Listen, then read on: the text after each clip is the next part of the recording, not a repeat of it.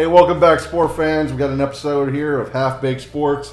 We got my friend Chuck, friend Kendall, and John. Well, we may put that in somewhere. John's You'll find out later. We miss you, buddy. But first topic, and this would be perfect for John. Bill O'Brien finally, after 6 seasons with the Texans, that did include 4 division titles. Although, I mean, can you really call that a win in the AFC South? Well, when Andrew Luck was there, yeah. Yeah. When he was Touche. there. Yeah. After Andrew Luck, different animal. I like to chime in on that one. Did anyone see that coming after what he did last season? Like trading DeAndre Hopkins? I mean, come on.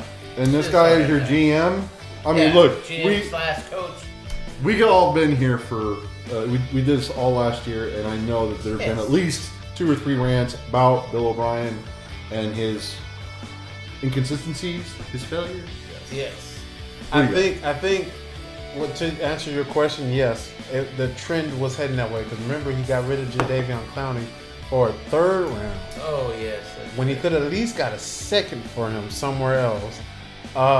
Then Reader was gone. That's the center of your defense. The reason why they were good at the run stop is because he was there. You let him go.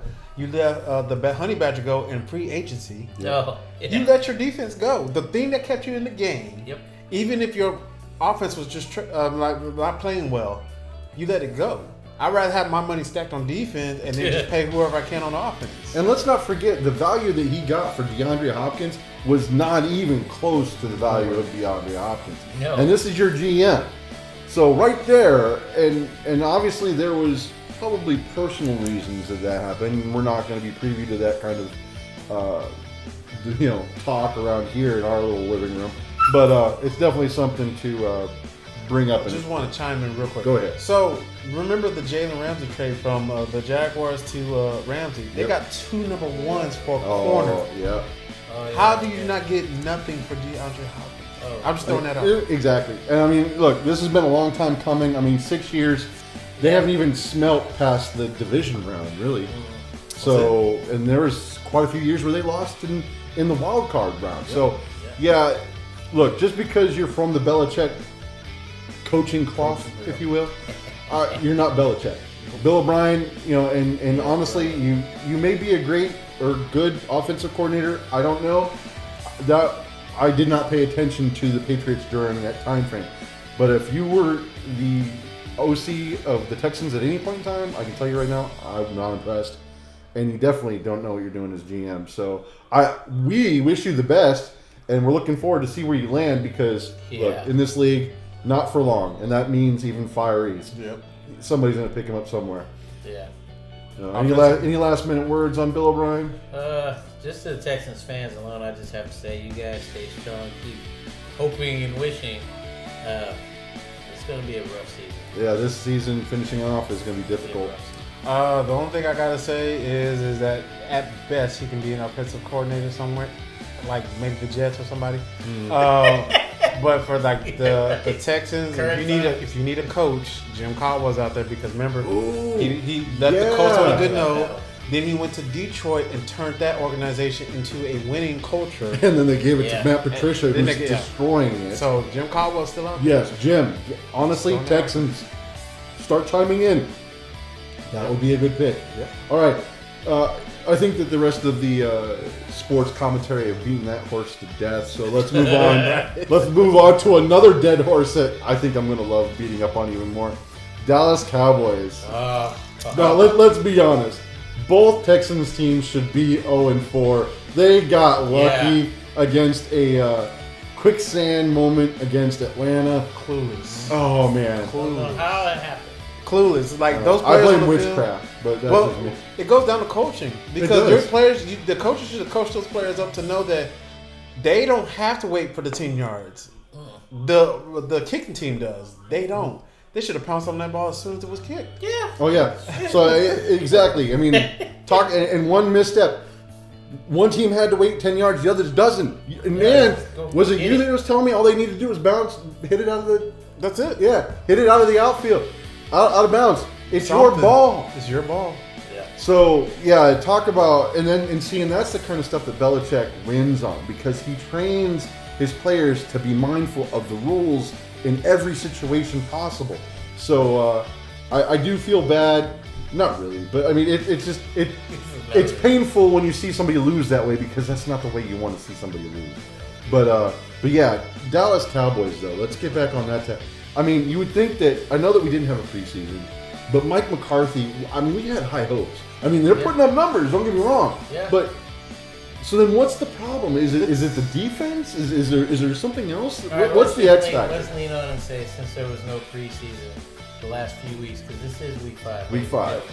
So let's just go ahead and give them the benefit of the doubt for now and see what happens the next 5 weeks. Oh, negative, sir. I will not. we will not do this here. So no, the Cowboys are who we thought they were. So, think about this season, then think about last season and the seasons before. The Cowboys come in, get all these talented players, have all these expectations, and do what with it? Nothing. 8-8. 8-8 every year. Yeah. Or it's not every year. I'm sorry. Last year they went into the playoffs, or they were almost in the playoffs and lost to a division rival who was injured prone. They had nothing but injuries and still lost to the Eagles. The year before that, you were knocked out by I forgot what the team was. It's every year. It's always an excuse about something, but you have all this talent. Dallas Cowboys have always had talent, just can't get into the Super Bowl. I think this is a perfect example of all that talent but no team. Right. Unless blame the coaching. You can put a little bit on the coaching, but I mean, Garrett's because gone, of Garrett, but he's gone, and now you have a new coach, and he has to get used to the excuse. He has to get used to the personnel, and that's usually done during preseason. Right. And so you would see. So I am interested to see how McCarthy moves forward, but let's not forget. I mean, that Dallas defense that rotated around their linebacker. Is he even still there? Right. I mean, you could sit there and say, "Oh, you talk about Sean Lee or you talk about Van Der Esch." They're both injured. Yeah, they're both injured. So, and that's one of the reasons why they can't really consistently stop the run. That's also another reason why the passing game is successful against them. Well, it's because like with Dallas, the only team I can equate them to is the Browns. Because think about it, the Browns has all this talent. The Browns gets talent in there, but doesn't do anything with it. It's the organization, it's the culture itself that's toxic. That's what it is. Because if the Browns could never win, but if right now Baker Mayfield, Odell Landry, Myles Garrett, Denzel Ward, you got all these talented players, but barely winning. Dallas has all these talented players, barely winning. And I still think it's one of those things where too many Chiefs, not enough Indians. You got to make a tribe. You have to work together. I think a lot of times that's what it is. It's teamwork. And ladies and gentlemen, I do apologize. My puppies are wanting to chime in too. I think they're still arguing about Bill O'Brien and where they think he's going to end up. And I think one's saying he's never going to be a coach in the league again, and the other one doesn't think that he will probably be picked up by the end of the year. Hope he saved his money. Yeah. Is that right, Nala? We may get him on the camera here later. Who knows? All right, so I think Dallas is pretty much another one of those dead horse issues, and we can beat up on them because it's an easy target. But let's find out what else do we have on our sheet to go over. Not too much, not really too much, and we're still trying to get back in the swing of things. And I know I haven't been able to watch a lot of games here, but I know that you were wanting to chime in on the Cleveland game. So, what was your takeaway from the Cleveland Dallas game last week? Well, I kind of just actually did it right now. So basically, with the Cleveland and the Dallas game, that showed you that game shows you Dallas's season, where you went up into the draft to get CeeDee Lamb, but your problem was on defense. Yep. So now you got this high-power offense that if they get stopped at any point of the game, you're behind. Yeah, because now you're built to go point for point.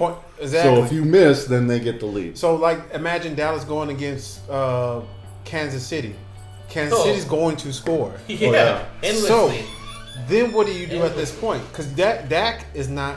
Dak is a good quarterback. I'm not going to say he's a subpar quarterback. He's a good quarterback, but he's not going to be able to keep up with Kansas City. Kansas City's boom, points. They're down the field. And we're going to cut right there for a few minutes and be right back. So with the with the Dallas and the Browns game, the Browns, with the Browns being a team that's trying to get the talent together, they're pretty much in the same situation as Dallas. Dallas has the same core that they had the previous year. Just like, True. I would say, I guess someone with the Browns. And yet, you have a new coach who's been there, done that, or been to the Super Bowl and back, quote unquote, I guess. And McCarthy, yeah. And McCarthy. But now you're having the same problem you did with Garrett. So what is it? You can't say it's coaching because now you have two different coaches. Right. But and the same players, different coaches. What is it? The only thing consistent is the organization and the culture. So it's something there in Dallas that needs to be removed or changed for them to become the Dallas Cowboys they were in. Jimmy Jones? It's a thought. You Jimmy can't Jones. fire the Bring him owner, back. or can you? I don't know. I just think Jerry Jones needs to step down.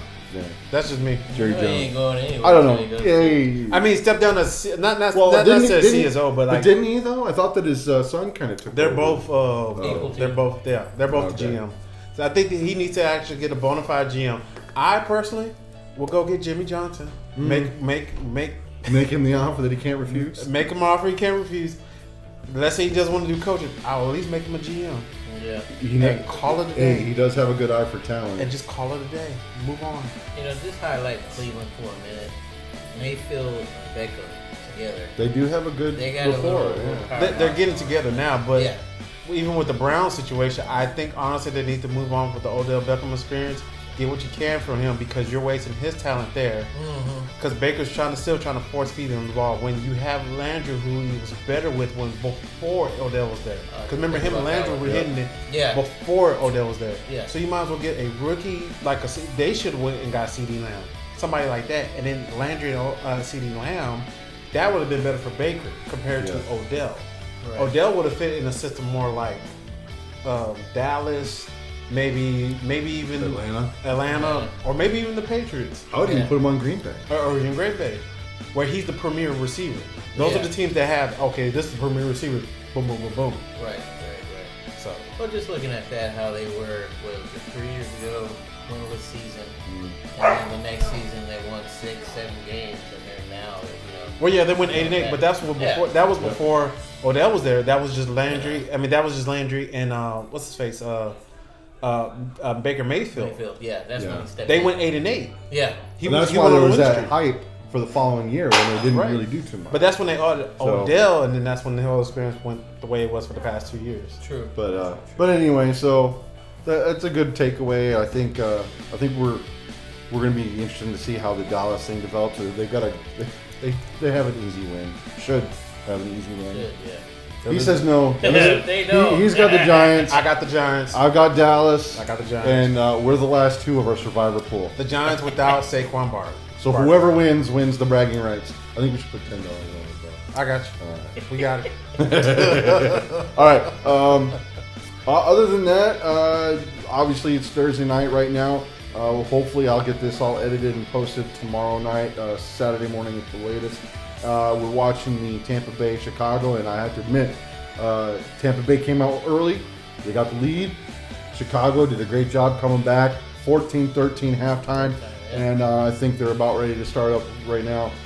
So just on a quick note, any last comments before we wrap this up and go watch the game? Kansas City almost got beat by the Patriots without Cam Newton. I know. I was Yeah, impressed. You want to know why? Belichick. I know. He's just that He good. got it.